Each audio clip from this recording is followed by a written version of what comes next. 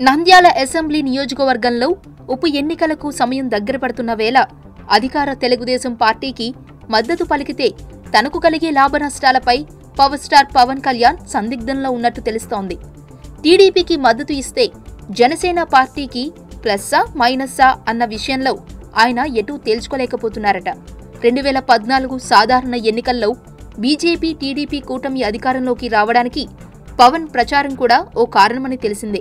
ఆ తర్వాత మారిన పరిస్థితుల నేపథ్యంలో పవన్ తన సొంత పార్టీ జనసేనను మరింతగా విస్తృతం చేసుకుంటూ సాగుతున్నారు. వచ్చే అసెంబ్లీ ఎన్నికలు లక్ష్యంగా ఆయన ముందుకు వెళ్తున్నారు. కొన్ని సందర్భాలలో టీడీపీపై విమర్శలు కూడా చేశారు.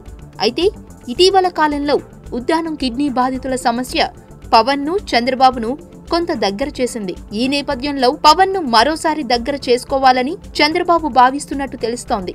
అయితే ఆచితూచి నిర్ణయం తీసుకోవాలని పవన్ అనుకుంటున్నారట.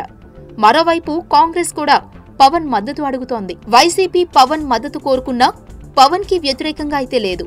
అయితే ప్రస్తుతం ఎవరికీ మద్దతు ఇవ్వకుండా తటస్థంగా ఉండే ఆలోచనలో పవన్ ఉన్నాడని అంటున్నారు.